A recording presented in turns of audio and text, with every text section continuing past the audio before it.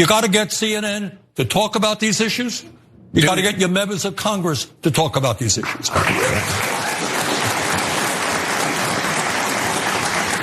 We're literally talking about it right now. Yeah, but I'm forcing you to talk about it, Anderson. This is Joe. We invited you.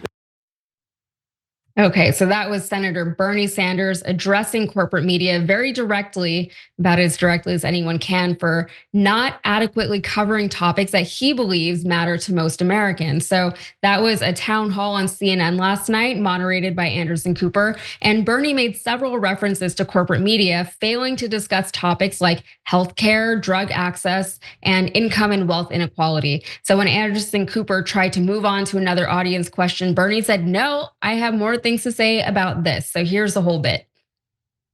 Sometimes these issues about healthcare, about income and wealth inequality are not talked about in the corporate media, and it's time that we did talk about them. That's why the question a moment ago, why are people losing faith in the American system? We don't talk about it on CNN. We don't talk about it in Congress. It's because they understand that a handful of billionaires exert enormous influence, and that has got to change. So when I'm running around the country with Alexandria and other people, what we are trying to do is demand that working class people begin to stand up and fight for their rights. There is no reason we should be the only major country not to have healthcare, not to have paid family and medical leave, et cetera, et cetera. Why we have the highest rate of childhood poverty, almost any major country. 22% of our seniors living on $15,000 a year. Anybody here think that makes sense? No. Okay, Cenk, I want to get your thoughts on this.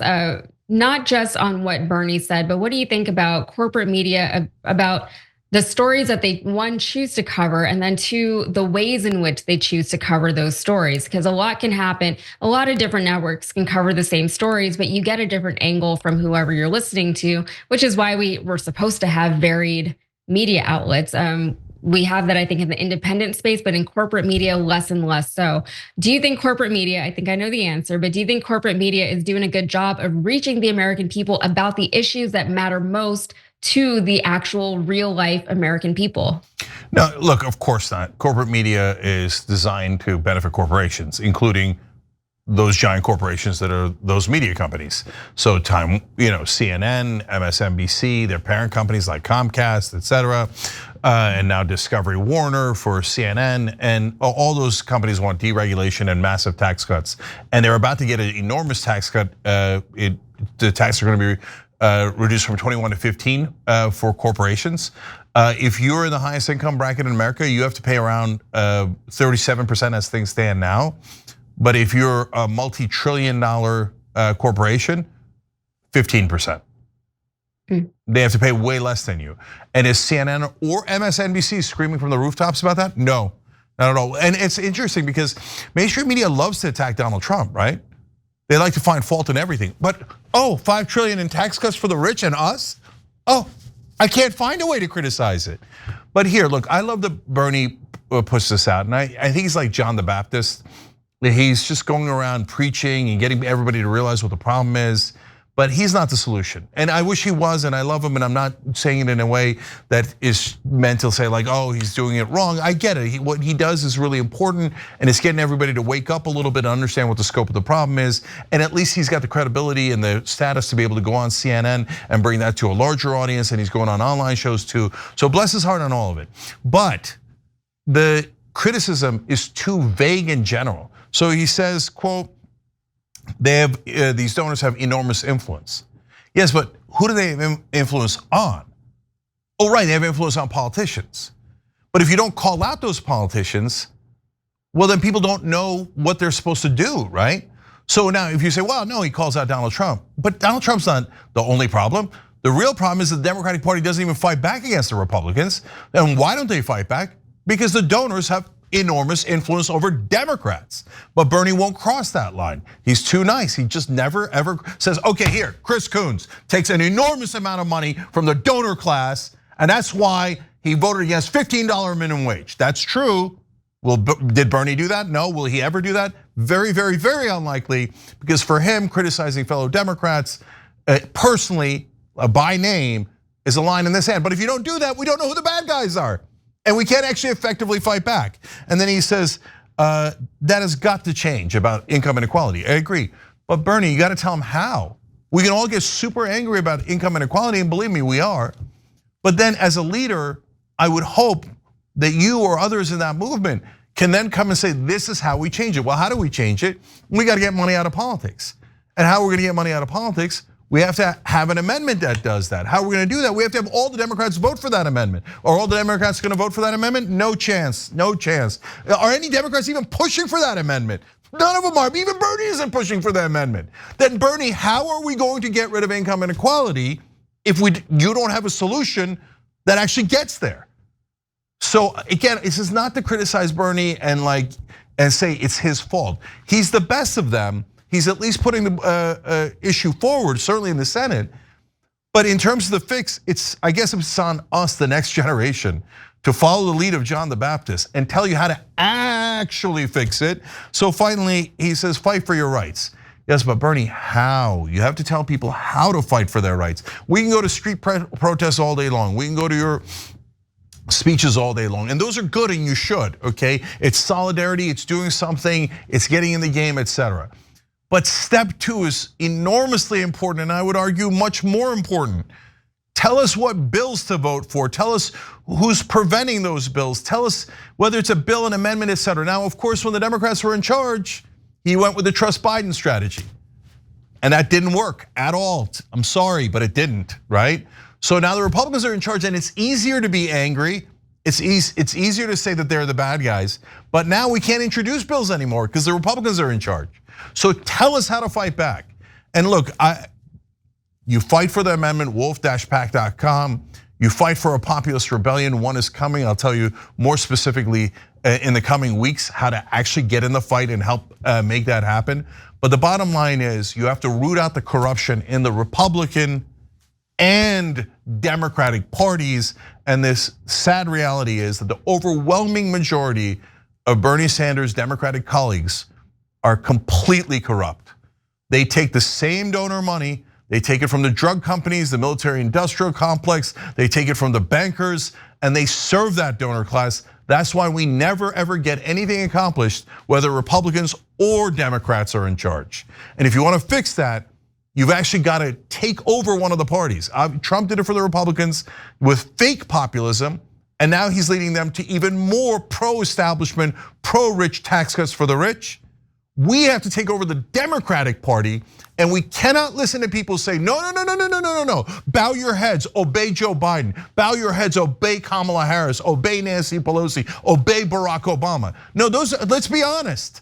Those are the people that got us in this mess. And let me ask you a question, and if you're the most diehard Democratic loyalist there is, and you love the 4 people that I just mentioned, did any of them actually get us out of this mess? Or do we have worse income inequality today than we did 40 years ago?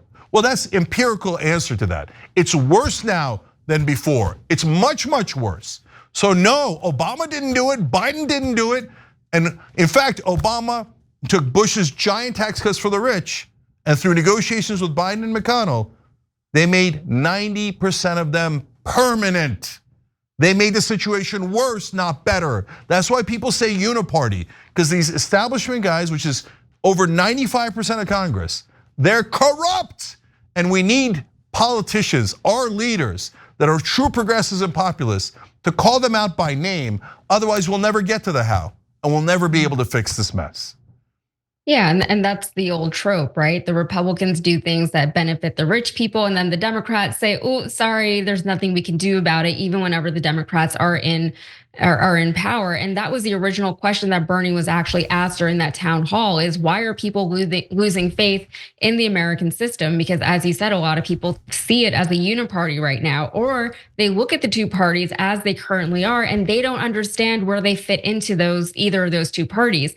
For a lot of us watching this here right now, for me and you and Cenk even, we probably feel very out of place within the Democratic Party. Because a lot of the things that we want, we're constantly fighting against our own party to get these things passed. And all of it is so relevant right now, like today, as Americans are bracing for things like the loss of social programs like Medicare and Medicaid, higher drug prices, loss of Social Security, and now these extremely volatile, unpredictable, and unreliable money markets. There's a lot going on that the American people have to deal with. And that unreliability isn't just a problem here at home, it is around the world, because in light of Trump's insane tariff policy and all of the damage he's done between us and our allies, confidence in the American dollar and the American system, and the fact that the American market is no longer a safe bet for investors, is putting Americans in a position where they are unable to plan their personal expenditures and plan their life or run their businesses. But over on corporate media, with the exception actually probably from Fox News, they tend to focus more on things like international markets and less on things that actually impact people. And to be fair, there's only so much they can do when they're trying to cast such a wide net. They're trying to appease too many people, and now they're trying to appease even more people because now they're trying to win over these middling people or conservative people, to the point where I can't even, before I'd be able to at least get through a CNN segment, now it is kind of difficult to do so, especially with, they always have to bring on somebody with an opposing view. Not that opposing views are bad, but these people they got, like, they're just so ridiculous that you can't take anything they say seriously. Give me somebody with a legitimate opposing view, just so I can at least understand what the other side is saying and thinking. But instead, they bring on those same propagandists that we were talking about earlier. But most people don't even watch their local news channels. And as you were saying, you asked people like Bernie to tell us what to vote for. A lot of the change that people want to see, they would see more at their local level or at the state level. But a lot of people are not as engaged with local news or statewide news, and they don't participate a whole lot in local elections or state elections. They all look at the federal stuff, right? And people aren't watching their local news. There really isn't a whole lot of local news for people to consume, though, because a lot of local news is corporate too. So it's very difficult. A lot of those corporate stations across the country, they get their news from the same place. They get the same news feeds. They get the same news copy, which is why sometimes you see them just saying the exact same words to their audiences. So it is very difficult, and it's a lot to ask of the average American person to just be as involved as you can be and consume as much as you can, read as much as you can, get involved as much as you can, because that is a lot of work. And frankly, people don't have the time. You can't expect people to be able to take that much time out of their lives to do that. I think we do our best on shows like this one to give people the information that we think is most pertinent or relevant to them in their lives, but there has to be more. And on top of that, we can't make legislation here at TYT, right? The government does. We need people in Congress who are actually going to look out for the American people. And right now, we don't have that. Bernie is great, but he's not everything. And we need to get newer people in there. And it's not going to happen until we vote out some of these incumbents. Yep. Every time you ring the bell below, an angel gets his wings. Totally not true. But it does keep you updated on our live shows.